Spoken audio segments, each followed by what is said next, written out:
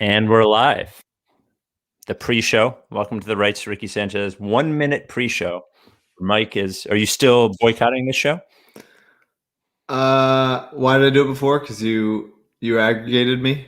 I didn't aggregate anyone. You aggregated me. That's why I'm boycotting it. Yeah, you said something in the beginning that was funny. CJ asked if he should leave it in. I said yes. I guess if that's aggregating, and we left it in. That's why we were boycotting it. So yeah, you're going to continue to boycott, I guess. I guess I am. Yeah.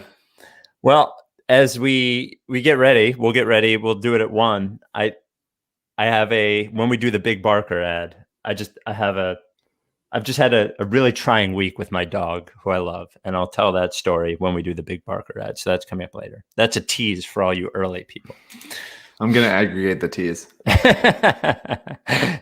Here we go. Let's see. So we don't have CJ, so hopefully I do everything right here with the video. The Rights to Ricky Sanchez podcast is presented by DraftKings Sportsbook. Sign up for DraftKings Sportsbook by using promo code RTRS.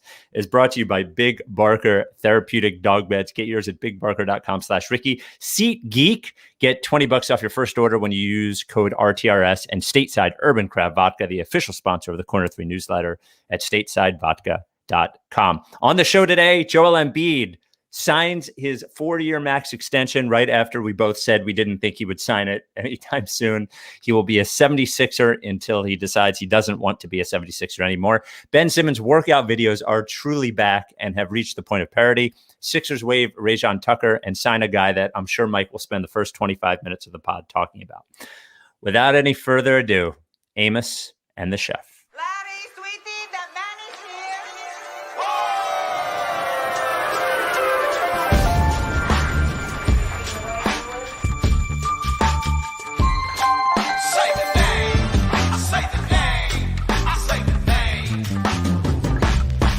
We were right, y'all. We were right. Even when it went wrong, we were right. We was right, y'all. We were right. So say the name. Say the name. We were right, y'all. We were right. Even when it went wrong, we were right. We were right, y'all. We were right. So say the name. Say the name. Say the name.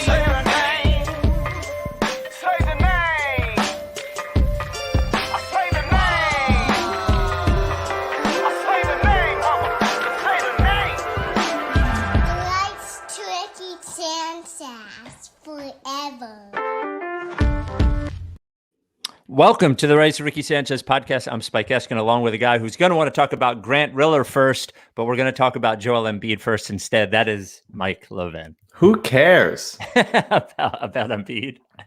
I like new guy. Well, I mean, do you want to do the new guy first? Or you want to do Embiid first? It's very exciting. We love him. It's amazing. Yeah. God bless. Okay.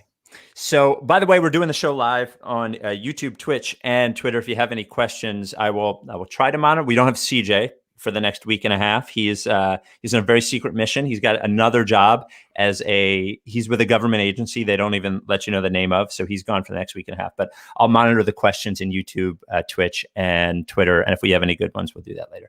So Joel Embiid signs his 4-year max extension almost immediately after we both said we didn't think it was coming anytime soon. It is a 4-year extension. Final year is a player option. It's worth $196 million. It goes through the 26-27 season when he will be 33 years old.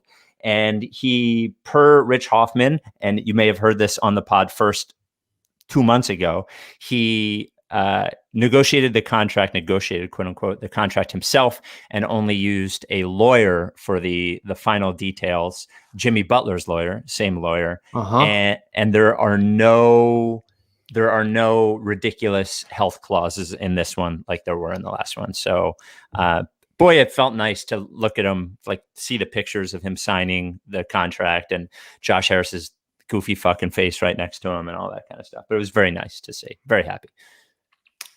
Yeah, I'm happy for him. I'm happy for him that he gets his money. I'm happy for him that he doesn't have to give his money to some shitty agent that just takes. Not that CAA was shitty or any more shitty than anyone else. Just the idea of like, get your money. Don't give any percentages away. I wish I could do that. Fucking Joel got his own jobs, just like I get my own jobs. What are we doing? But he's the best. I mean, I'm happy that he's here and said that he wants to retire in Philadelphia. Obviously, people say that. Obviously, people say shit, and things could go wrong, and he could get traded and bullshit, blah blah blah. But him saying that, it really does feel like there is not. He's just in the pantheon, like, of Philadelphia athletes that feel like Philadelphia athletes. Oh, for sure, yeah. With like a Dawkins, with an Iverson, with a Rollins. Yeah, somewhere between Rollins Utley, like it's like a combination. Yeah. Well, Jimmy Rollins was interesting because he pissed everyone off all the time, but I also think that was part of what makes him last here. You know, why people love him now. I think it frustrated people at the time sometimes, but now I think it makes people love him more. I always love Jimmy, and Jimmy's great in the announce booth. Every time he's there, he's so much better than anybody else. Although, yeah, they're fun gang. But yeah, I'm happy for Embiid. He deserves to be here for his whole career, and it's just fun to, I bring this up all the time, and it's not like a new thing, but every like milestone in Joel's career comes with the idea of like, man, I really can put myself so easily in the place where we didn't know if he'd ever play. Yep. And he got a big contract before this, and now he got like the big contract, and that just rules. I hope he makes it and does great and keeps succeeding here. And I hope that the team does right by him by surrounding him with the right kind of players that can actually bring high level success here. Yeah, I mean, when you really think about it, the way the NBA is presently, when we were talking about it last time, it was like, well, he'll probably wait and see. He, as like a star level player, a top 10 level player, he can exert his will by saying, well, maybe I won't sign it until I'm happy with what happens in the off season. But the truth is, the way the NBA is now, he could sign the max extension as long as everybody thinks he's worth the max extension, which they do. If in a year he's unhappy, he can fucking do whatever he wants anyway. So it makes sense for him to do it. And I do believe him when he says, a lot of people say a lot of things. And I think sometimes people say things and they mean them at the time, but maybe if you ask them deep down, do you think you'll always feel this way? They might not say that they do. But I do think that Embiid genuinely does mean it when he says it.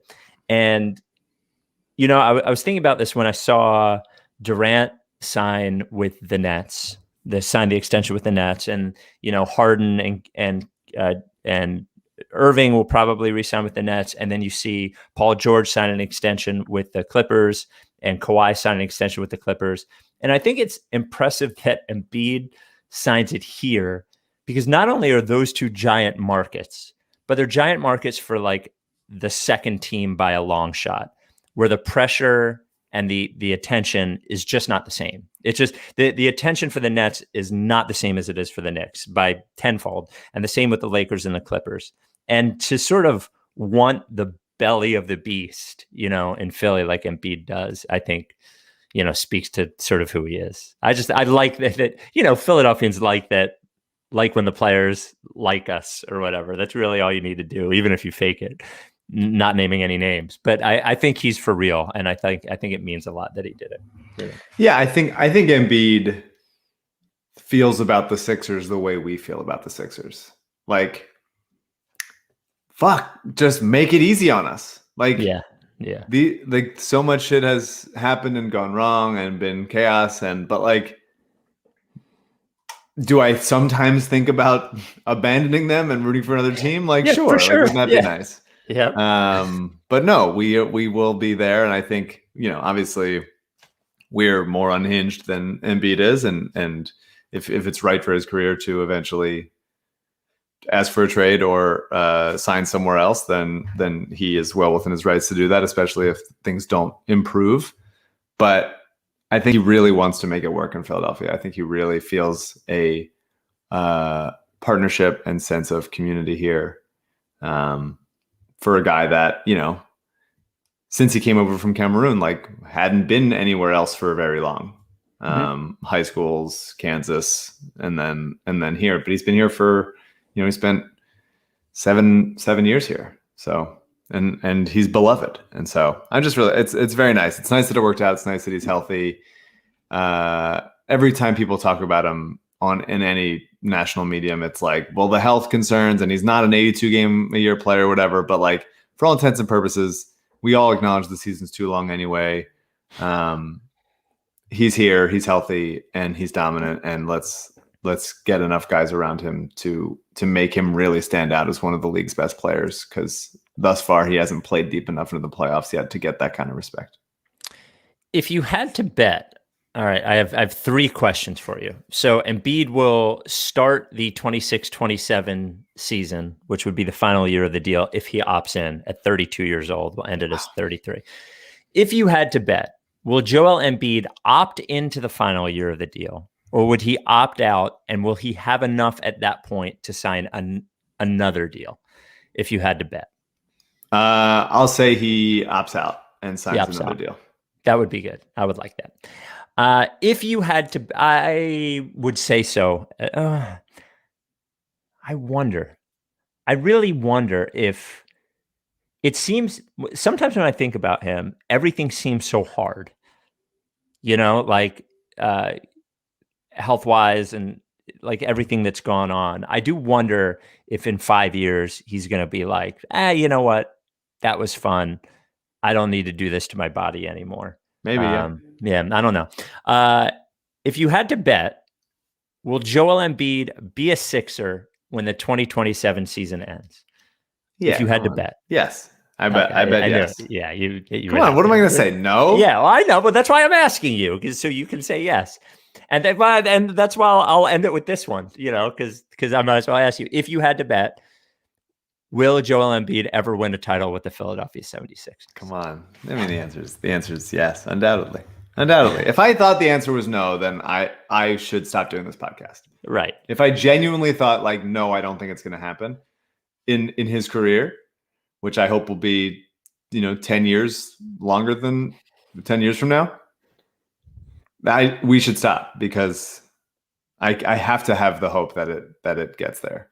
Well, without hope, what is there? Right. I mean, what I feel for him. Like I want him to do it. I want it to be him.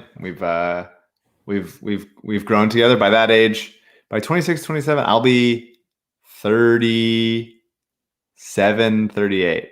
Wow. What will I be 5 years from now? I'll be 50. Yikes. Maybe that's the end point. Yeah, well, it better be. You better win a fucking title. Well, you better. I'm going to tell a story about Rob. I've had a trying week with my dog, who I love. I'll tell that right after we talk about our dog sponsor, one of our dog sponsors, Big Barker Therapeutic Dog Beds.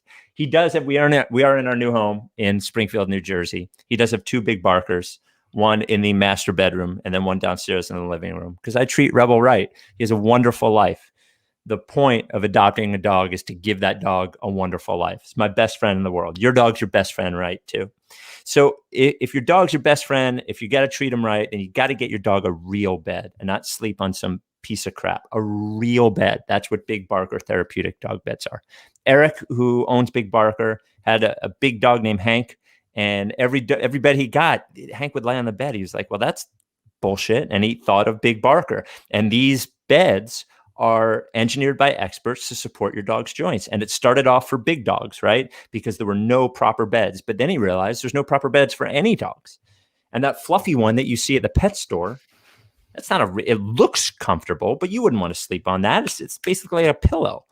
Big Barker dog beds are engineered by experts to make sure that your dog stays energetic, healthy, fights the aging, like joint stuff and arthritis and all that. BigBarker.com/Ricky. You go to BigBarker.com/Ricky.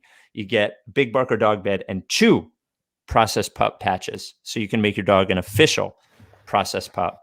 There is a 10-year warranty. The foam doesn't flatten, or they replace it for free. A 1-year at-home trial. It is made right here in the USA. I say BigBarker.com/Ricky. Big Barker dog beds. So, we often tell like personal things on the pod, that one time we did the pod for 6 months when there was no basketball. And So we moved, and my wife hasn't moved up here yet. So it's just been me since the move last Thursday. It's just been me and Rebel. And one of the challenges we've had is Rebel does not like new people. It takes him like a really long time to get used to people. So we tried dog walkers like 5 years ago, and he just barked incessantly at them like a maniac, barked like a maniac. So my father-in-law, he loves my father-in-law. My father-in-law would walk Rebel all the time.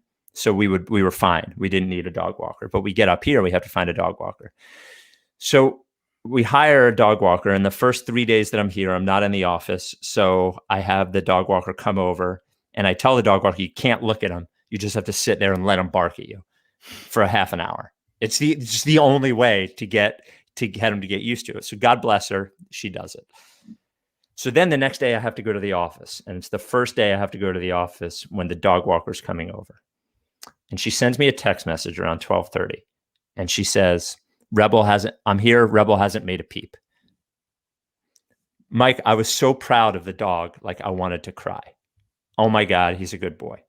She follows it up with, he got so scared when I walked in. He pooped by the front door and peed.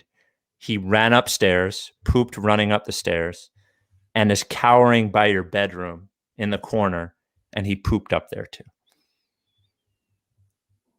So I had to leave work, come home, because there's poop all over my fucking house that I just bought.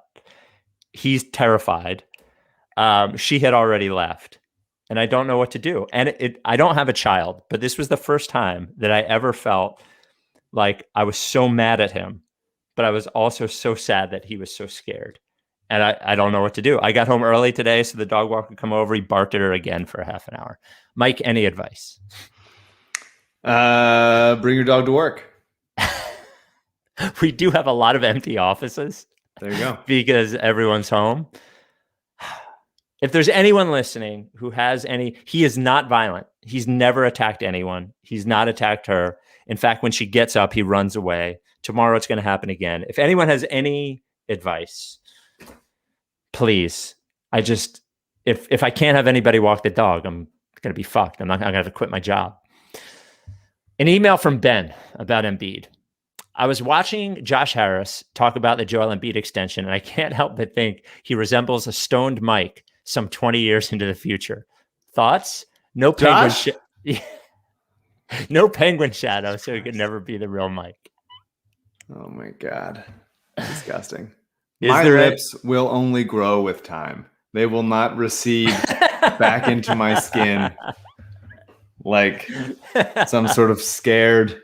I'm surprised that he hasn't gotten like lip injections or anything. All the money in the world, he's got those dumb lips.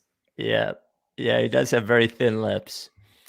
Non-basketball question from Ben. I recently tried to get back into running, and it kind of sucks. I used to be able to run 3 to 5 miles at a clip with no problem 2 to 3 times a week into my 31st year on the planet. It's been about 2 years. I put on a little dad weight, longer commute, general work stress. I live in a neighborhood with hills, so it makes it harder. I've recently tried to run more in the morning before work, but I find that I'm not able to do that because I'm a little more sluggish in the AM. Any advice to getting back and running? Mike, do you have any advice for him getting back on the exercise train? I mean, just do it. It sucks. Yeah, I think doing it in the morning is better, even though you're sluggish. All you have to do is get out there. That's the only time I drink coffee is first thing in the morning to get out there and run. If you wait till after work, you're just never going to do it, in my opinion. You got to get it out of the way. You feel so good. If you can do it, my challenge to you, Ben, do it for 2 weeks. If you do it for 2 weeks, make it a habit. You'll be good. All right. It's the time everybody's been waiting for. The Sixers make a two-way adjustment and waive Rayjon Tucker. Before we get to Grant Riller, who would win a dunk contest? Rajon Tucker or KJ McDaniels? I think Rayjon. Really? Yeah. The aggressiveness? Is that what I think the combination of the aggressiveness and just being shorter makes it look more impressive. Yeah. Well, Sixers sign Grant Riller to a two-way. I feel like you've mentioned him before. Have you? Yeah, I'm a big Grant Riller guy. Okay, tell me about him. Talked about him last year. He was pretty high up on my board for a 4-year college player who went to Charleston. Mm-hmm. So he's not, he's B-ball Paul age. So factor that in, but he was dominant at Charleston. He's a really impressive player, really, really good ball handler. He's like 6'3" so he's not too short. Like he's not a big guard, but he's like capable bodied. He's really exciting to watch. Just like a really, really genuinely exciting player to watch. You talked about last year a lot when like Mike James went to Brooklyn. Yeah. And it's just like, where are these guys? Yeah. I think Grant Riller I think he's more talented, less good as a shooter, and more talented, I think, everywhere else. But like, there's that level of just like handle, competence, getting his own shot. He's really impressive getting into the lane, finishing around the rim. He got fouled a lot in college, which made me really excited about his ability as like a lead ball handler. And he didn't quite get to the line at an impressive clip at the G League. So I wonder if it didn't translate to more impressive competition. But I think he's really impressive. He's an incredible handler. Good shooter. He shot over 40% from three, over 50% from two in the G League. He's a really, really fun guy to root for. I love him as a two-way. I think him and Aaron Henry is a really nice pairing of offense, defense, and some creation and some shooting. If they trade Maxey like fully in as Grant Riller, like just give him the ball with the second unit, just like give it to him, get out of the way, let him get better, because he's there's a I think he's a very Darryl player, right? In that, like, all right, he went to Charleston, and he was like the lead guy, and he's one of the best scorers in the country, and he also had a very high assist rate. Like, but he's old, but he didn't really succeed in Charlotte. But like, did they have a chance for him because they have so many point guards over there? Obviously, LaMelo was they were priming him for success. He's definitely an on-ball player. He's not George Hill. I think him That's and Springer. what I love, bro. I love on-ball players. Yeah, I love two things: totally on-ball and totally off-ball players. Yeah, I think that's fair. That's fair. I would encourage everyone to watch some Grant Riller highlights and get excited, because if they have to empty the clip to get Simmons and go with a very like light bench of especially light with young guys, Riller's really good, and he's really fun to root for, and I'm excited about him. I'm glad they got him. Feels like a Darryl guy. Feels like he would have been a Hinkie guy. Like, let's see if he can get better. Let's see if he seems like a good kid. Let's see if he can do it at the NBA level. I'm happy. Good name, Grant Riller. I think is a really good name. We got an email. Speaking of, actually, before we get and this poor email, Rayjon. Like, Rayjon was fun to root for, but like just didn't have it. You could watch him, like, he's just like dribbling the crap out of the ball, not really going anywhere. Like, he just wasn't skilled enough. Yeah, well, like weirdly, like, hit impressive shots, or weirdly got to the rim in nice ways. Like, he split the defense really nicely one time, but like, I don't know, something like too athletic for his own good, almost. Like, if he didn't have like a slowdown, he didn't have like a change of pace, he didn't have like I'm comfortable with the ball in my hands, and he's not good enough as a catch and shoot guy, and he really was surprisingly not good enough at defense. Like, there's Justin Anderson to him, where you're just like, you should be good at defense, and he just like wasn't. Simply too athletic. Actually, before we get to this, we got a summer league email, but I think the B-ball Paul game happened after our pod, right? The like 27 point, 17 rebound, whatever the fuck it was. Yeah, 4 steals, 4 blocks. Like, it was. I mean, he's the man. Like, he should play. Like, he just has to play. Whether or not you think, like, I mean, it's going to be tough to put him and Andre Drummond on the court at the same time. I think Paul Reed could play with Embiid sometimes as a 4. Neither of them are excellent shooters, but they've both shown the willingness to occasionally. And I think that would be a fun defensive lineup from time to time if you have, like, Korkmaz and Seth and whoever in there. He just should play. Like, he is an odd player. He does funky stuff. He sometimes seems like he's falling down. He tries to do like weird behind the back stuff sometimes. He doesn't seem to love giving the ball up to the point guard, but he's just good, and he does stuff, and good things happen on the court when he's there, and it will benefit them in the long run to make this guy into a rotation player this year. and just like let him work through his mistakes, because the regular season doesn't matter.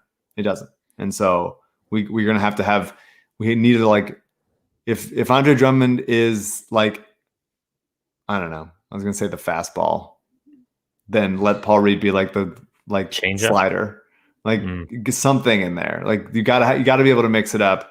I don't think that there's zero place for Andre Drummond in the playoffs if Embiid misses a game here, whatever it is. But like you need to have options. We need to have options, and we had no options last year. And Paul Reed could become one of those options. And Daryl and Doc like owe it to themselves to like just give themselves that different speed in the playoffs. Is that what Doc owes it to himself? Does Doc owe it to himself? It's like, how many times do you have to learn the goddamn lesson? Fuck. Well, by the time you're fucking 60, there's no more lessons, bro. Like, but we're watching it, and we're seeing that this is why. Like, how many times? Even before Doc got here, like we're watching Joel succeed in the playoffs. When he's on the court, they are always positive, and when he's off the court, they're always not. So like, let's try something different aside from the same like kind of rim protecting, no range guy. Like, give me something else. It's just like, I want like an infographic of all the guys that have tried to back up Joel and have done it so poorly in big moments.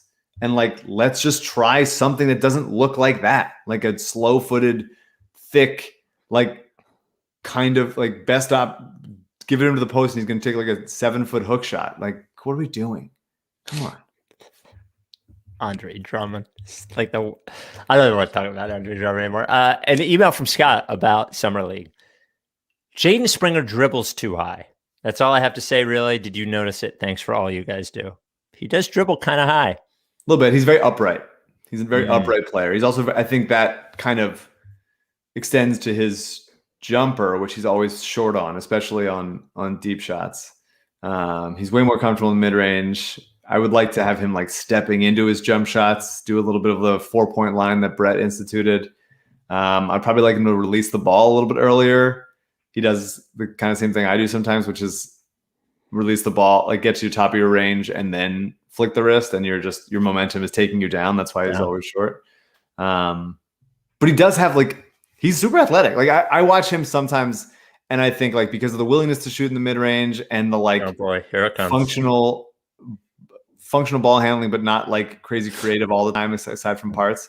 Sometimes you're like, God, that's a little Evan Turner-y for me. Like, it's just oh my God, that is terrible. My God. But he has NBA athleticism in a way that Turner didn't. Turner's obviously bigger, they're not the same player, but like I see some of it sometimes. There was a play in the Utah game where he got like 11 feet in the air for an offensive rebound contested. And he just it was very impressive. And Brian Schroeder talked about it, and Michael Connor talked about it. That he jumps off of 2 feet. So we can hopefully that the skills teams can work with him to get more comfortable jumping off of 1. But there's excitement there. Like I think he had a pretty rough summer league, but the defense I think translated really well. And there was enough pops offensively for me to still be excited about him as a maybe not contributing as right away as I thought he would, but I think he's going to be a good player in this league for a long time. You mentioned Evan Turner. I did end up thinking he was funny and liking him by the end, a lot. I think he's a really funny guy. But has there been a top pick? Well, I guess all of them for us. But man, you could just tell Evan Turner wasn't it right away, right after they drafted him. Yeah. And it was just so hard to admit. Well, that's why it's just, you have to, if you're going to be a 3 or 4 year guy in college, you have to show and be a top 5 pick. You have to show it right away. I am way too good for these guys. Even Chris Duarte, who the Pacers took, he came into summer league and just dominated right away. And just he's not going to be the best player on anybody's team for any means. And so that's why he wasn't drafted in the top 3. But you just have to be the sliding scale. Sometimes people are like, why would you draft all these 18, 19-year-olds? Why not just draft the guy who's ready to play now? And it's because they have 5 more years of developmental time to catch up on how good that person is right there. And so if you're going to merit a lottery pick as an older player, you really have to be just very good right away. And he was not. Nevin wasn't, sadly. And I do think that they kind of hampered him by not allowing him to work through his mistakes, and Doug Collins and Andre was still on the team, and just like certainly didn't help the situation, but he also just like probably wasn't going to be that good no matter the situation. Man, do you ever think about what a mess that time was? Yeah, I mean that was foundational those years for my voice of the Sixers on the internet. Yeah. That's how it came to be, that and Bynum. A couple more things before we get to, we got to talk about Charles Bassey plans on getting a roster spot. Good for Charles Bassey's agent. Okay. Actually, hold on. Before the rest of, just hang on 1 second. DraftKings. Yeah, DraftKings. Our presenting sponsor, DraftKings, who we fucking love. I love you, DraftKings. Love everyone at DraftKings. Everyone at I don't know everyone, but the 3 people we deal with. Ethan, Mike, Max. What's up? Anyway, it's almost football time, believe it or not. College football season is coming. To celebrate, DraftKings Sportsbook, America's top-rated sportsbook app, is putting new players in the center of the action with $200 in free bets instantly if you bet $1 or more on any college football game. Take advantage of this limited time offer now. Are you a college football guy? I never got into college football. I can't. I don't know who anybody is. There's just fucking 100 billion teams. I talked about this on my SeatGeek or my DraftKings. Oh, really?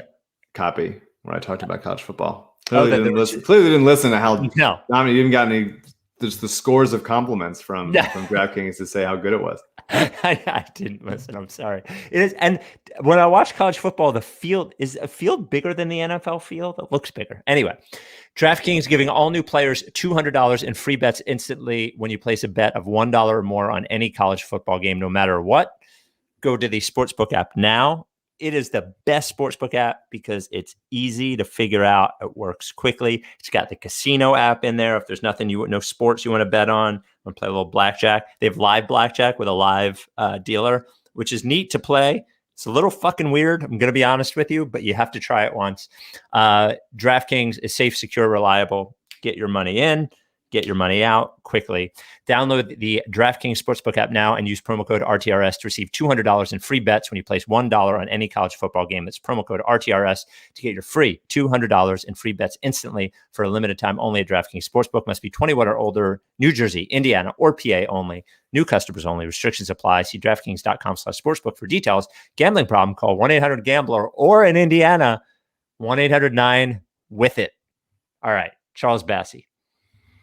Yeah, I mean, it's just very interesting to me. This whole Charles Bassey situation is very interesting to me. You didn't see it coming, right? I mean, they spend $2 million on a second round pick the morning of the draft. It's the only pick that was bought in the entire NBA. The only pick that was bought or sold in all draft night. They do it in the morning. They draft Charles Bassey and they get Petrushev 2 picks later or whatever. I think 2 picks later. And then he doesn't play Summer League. Mm-hmm. He sits there to be with the team, not like a holdout situation, but I'm just making sure I don't get injured situation on his agent's advice.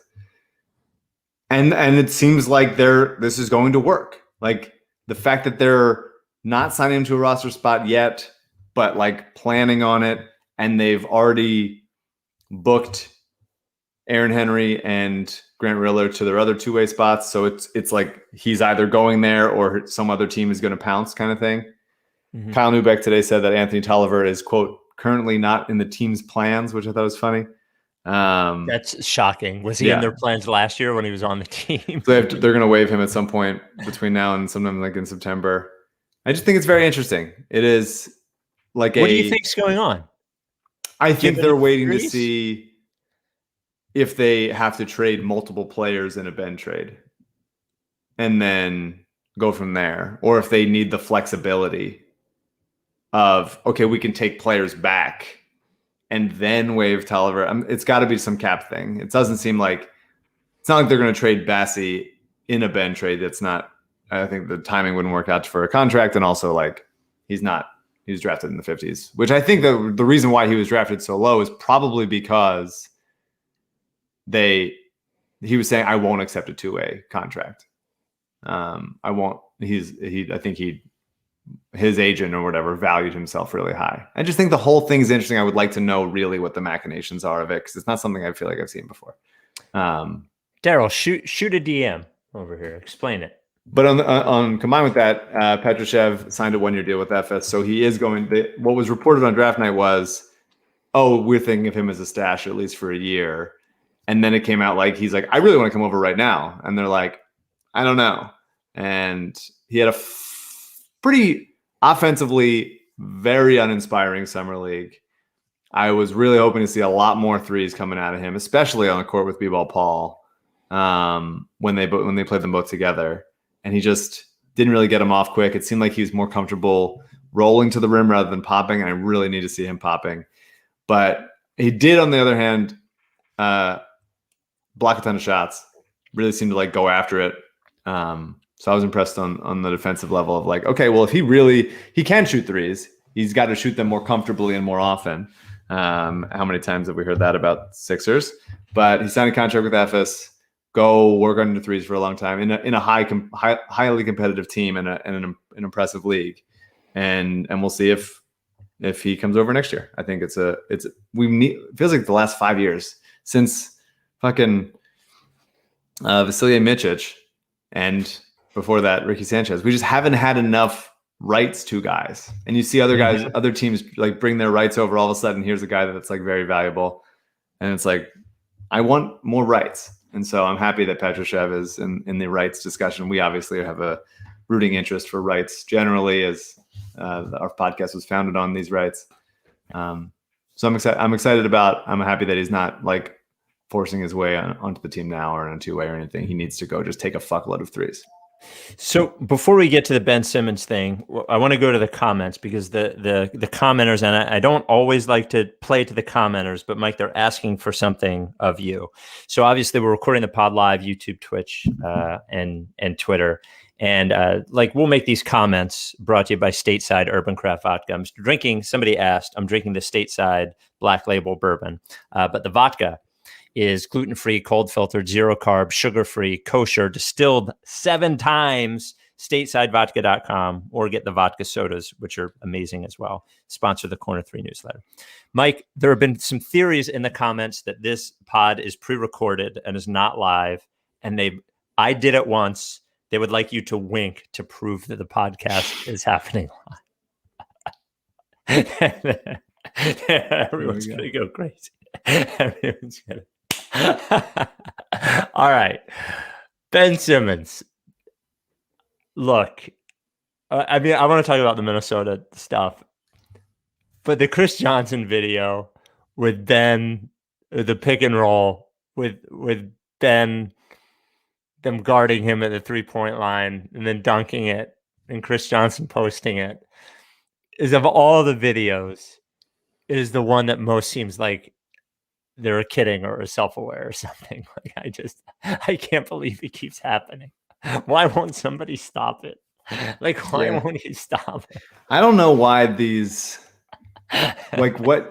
stop it. There is not the skills to be a skills development coach, personal trainer, that kind of thing. And like promoting a brand on the internet and making both yourself and the player look good in the process. There's not overlap between those skills. Those are two very separate skills. Correct. And certainly like self-awareness is probably not high on the list of one of those skills, but you really need it for the other one. Yep. And I think sometimes these guys have like a ton of clients, and they're trying to like just rip through it, I guess. And maybe they have people that work for them, or maybe they post them themselves. I don't know, but like, should be better.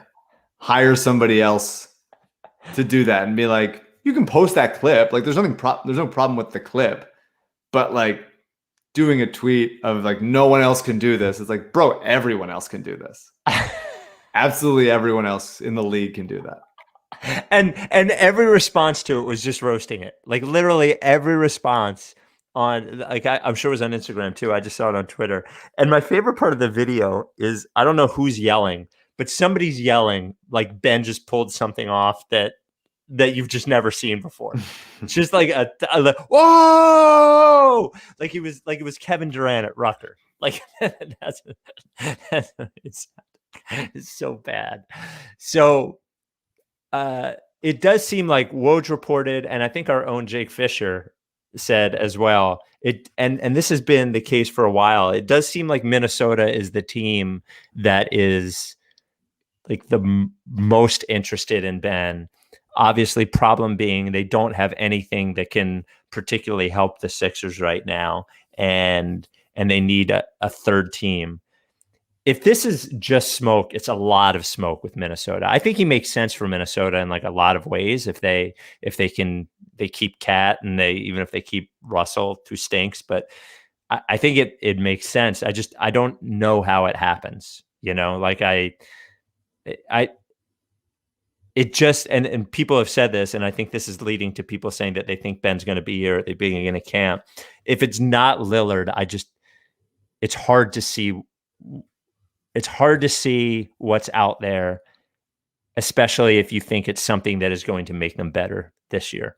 I don't know. It's a very strange situation they've gotten themselves into. Should have traded them last year. Should have put everything in the fucking Harden trade. They just should have put everything in the Harden trade. I mean, we don't know if they didn't. They didn't. They blinked. We don't know if they did. I don't think that's a blink. I don't think that's what blink means. Sure it is. No, blink means like got scared. Yes, that's what I don't think blink doesn't mean like I like our players and don't want to trade them. Blink means like we're trading Ben is this fit gonna work or something? I don't think that's what it is. I don't know. I don't like we've said this before. If D'Angelo Russell was good, then the trade is perfect. Yeah, but he's not. He's not good. No, he's just not. And I don't think that. I wonder what Joel thinks of D'Angelo, because I think that there was overlap when they both played at Montverde. Well, whatever he thinks of him now, if he was on the court with him in the NBA, I can promise you it would not be positive. The guy fucking sucks. D'Angelo Russell sucks. I like Malik Beasley very much, and I would love for a way to find him on the Sixers, but it's just not a situation where there's not enough heft there. Either you trade him either you do like a middle step where you trade Ben for like an Oklahoma City type package where it's just like, here's many, many draft picks and possibilities and lottery tickets and stuff. And you add that to your little chest. And then when the next person comes available, you pounce. Yeah. I think that that's risky in some sense because it's like other teams have those assets as well, like Houston and Oklahoma City and who else? Somebody else has. But they don't have Embiid, New right? Orleans. So yeah, of course. It would require like a player to force their hand to the Sixers and require a lot of handshake deals and stuff. And also like they might, I think a regular season team with D'Angelo and Maxey and Embiid and Tobias and Malik Beasley and Seth and Danny and Matisse, like it's fucking terrible, Mike. It's it's not a team that is gonna like win a shit ton of games, especially if Embiid's out for any long stretch of time. Yeah. Like that's a lot of Tobias Harris is your best player, and that's just tough. With not a ton of defensive versatility there. For the rest of the team, aside from like Matisse, but really like who's the best two-way player left in that situation? I mean, Danny, but like that's, getting older and that's what are you going to get? You never know. So I, as much as I hear the idea of like, well, let's just get a bunch of stuff. I don't love the idea of, the options aren't great, right? I don't love the idea of just like hanging on to him and having to deal with like a frustrating training camp thing.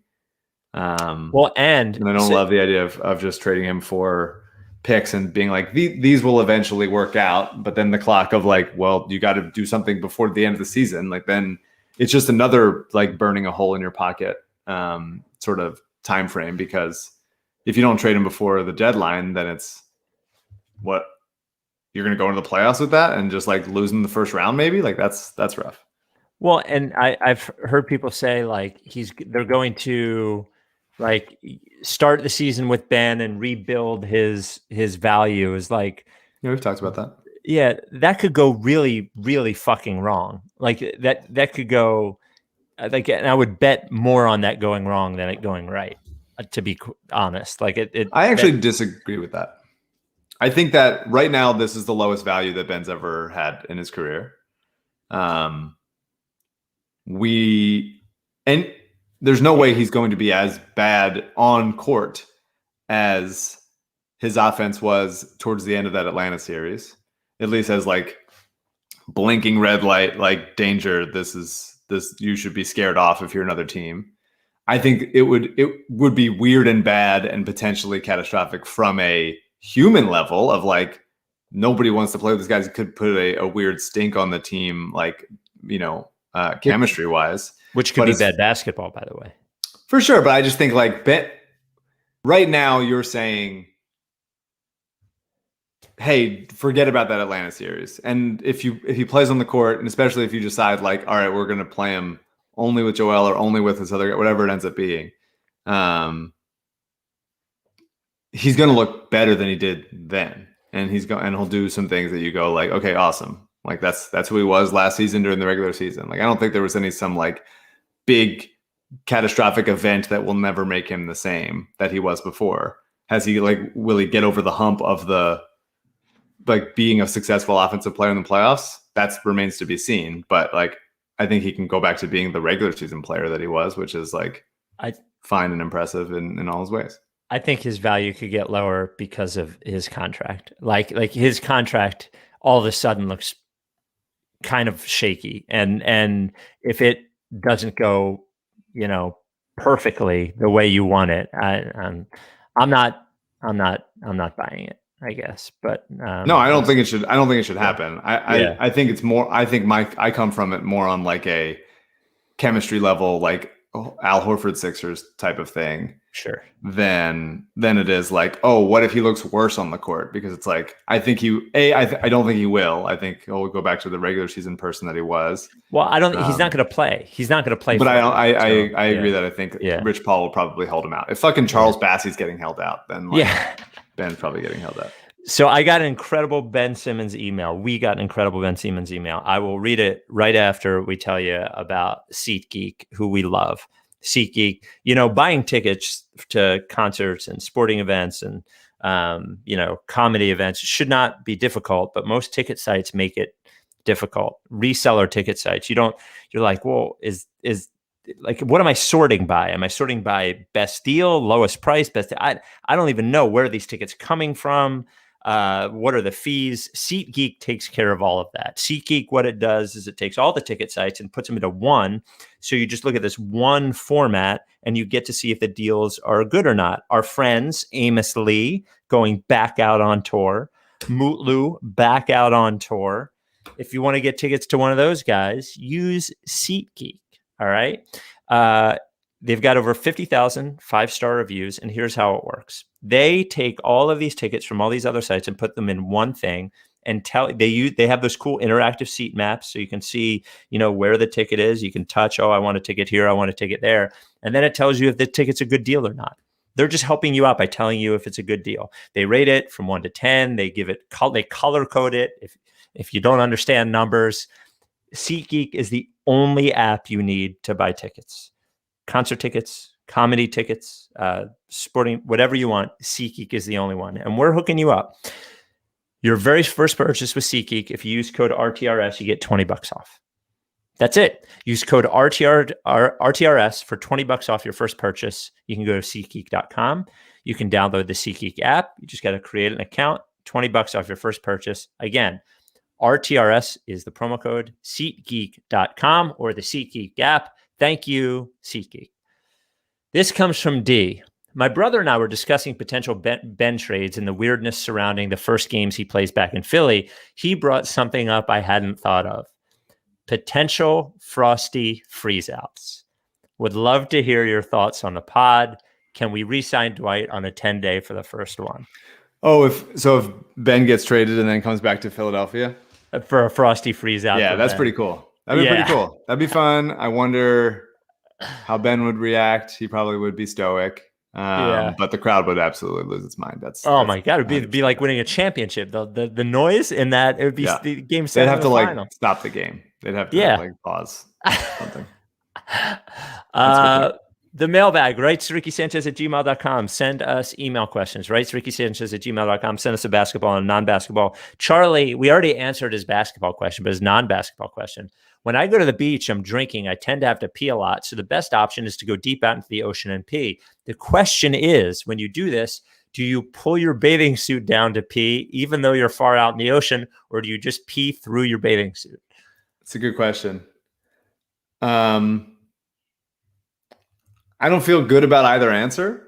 Well, I know what the I know. I think I don't. Is. I think I just pee right through the suit. I think. Yeah, of course. The move. Yeah, what kind of it makes you feel like you're 4 years old pulling your shorts down. Yeah, I mean, there's no right way to do it, but it does feel a little bit like you're some sort of predator if you're taking your pants off in the ocean. I don't think I want to be doing that. Just in case, what if somebody's got like scuba gear and shit? All of a sudden, they're like, "That's your full." That's your full naked stuff. I'm not trying to do it. So even though the idea of like, dude, you're peeing your pants just in like, or surrounded by other pee pants water. And it's like, yeah, I get it. I don't feel great about it. But if you have to go, you have to go. This comes from William King. Not saying these are the options, but would you rather trade Ben, A, for Lillard with both Maxey and Thibault in the deal, for Levine with only one of Maxey or Thibault in the deal, or for Fox with neither Maxey nor Thibault in the deal? I don't think this is close, but I really love Maxey and Thibault, and I think that their upside is really tantalizing to me at this very moment. And that could change in different times, but yeah, I don't know. I think you probably go Dame. I think trading Ben and one of them for Levine is kind of bullshit. I don't think that would be worth it. So I would hope that you wouldn't have to. But if in the prompt of this question, if it is what it is, I think you'd go Dame. Next question. When you guys are at a urinal, do you just pee through your pants or do you pull your pants down? I'm just kidding. That's not the question. People do have a lot of pee questions. They do.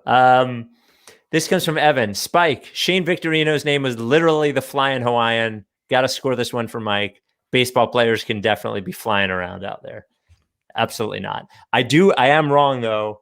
I do think hockey players can be flying around out there, sure, and football players, but not. I think everyone except for every sport except for like infielders can be flying around out there. I think outfielders can definitely be flying around out there. Basketball question. If you could, now you're going to have to Google this. So I need you to Google Sixers 2016 Summer League roster. If you could pick any two players from the Sixers 2016 Summer League roster to be on this team, who would it be? The idea that I wouldn't know the Sixers 2016 Summer League roster. All right. I mean, that's Simmons and Sean Long and Luau. I don't think Korkmaz played Summer League that year. Tokoto, I think, would have been gone by then. All right, I'll look. I'm looking it up. Here we go. 2016 Sixers Summer League roster are the following: Brian Allen, Alex Caruso, Jeremy Grant, Rashawn Holmes, Maodo Lowe. Yeah, Maodo Lowe. Sean Long, TLC, TJ, Brandon Paul, Simmons, Stauskas, Kwame Vaughn, James Webb III, and Christian Wood. I think you'd probably go Christian Wood or Jeremy Grant. Almost. I mean, Wood, Grant, or Holmes, either of them, I'd slot them in right now and be like, you're our backup five. Even though Jeremy is trying to be something else, I would still be like, automatic, let's go. I would rather have Jeremy than Christian Wood. I think it's pretty close. I think they're both. I think Christian Wood is probably the better offensive player, and Jeremy is probably the better defensive player. Christian Wood, I think, might be a loser, though. Okay. Yeah, I don't know. I just something feels off about him. I'm just not buying it when I watch him. I'd probably say Jeremy and Christian would be my choice. As much as I do love Rayjon and him being like that, I think Caruso is good. Is certainly good. He's getting paid quite a bit in Chicago, but on the current situation, I'd be very happy with both of those guys. And non-basketball question: if someone, and this is the final question, if someone were to make a Burnergate movie, who would play the following roles? This is a you question more than me. Brian Colangelo. Me. Okay. Wow. Jerry Colangelo. It feels like that's a Jerry Stiller. He's dead. Oh, is he? Well, you could still play him. I mean, Colangelo will be dead soon.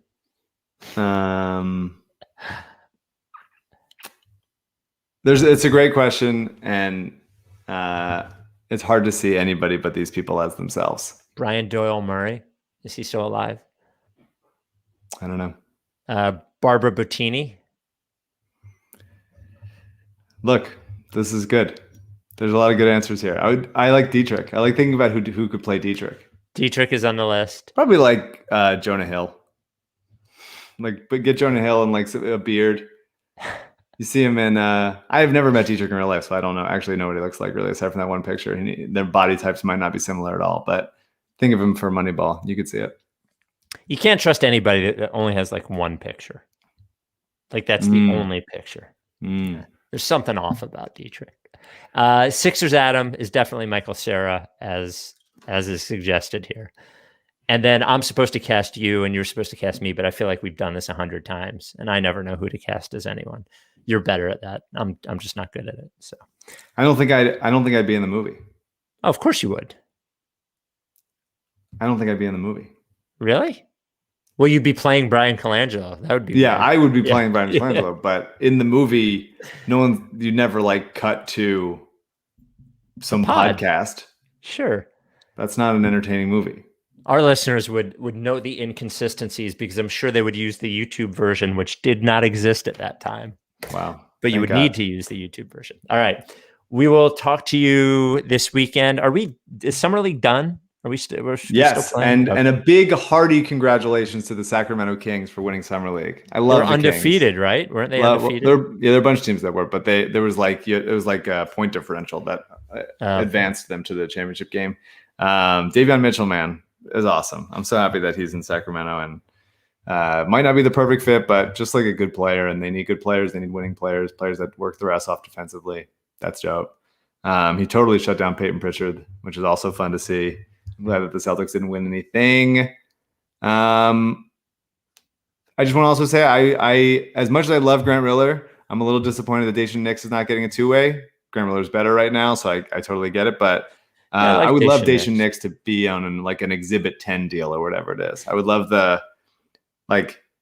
that's the path to get a two-way next season. Like, if you have to trade a bunch of young guys, then promote Riller and Henry to the real roster next year. I like Aaron Henry. I think he's very solid. Then replenish the farm system there. Like, get Knicks in that. If the Eagles are like a cute quarterback factory, which they're not, but if they were their idea of themselves, then like the Sixers should be like a young role player factory. Just like cheap young role players. Just keep them coming. I love it. We'll talk to you this weekend. Are you down with TTP? Yes. Lick face.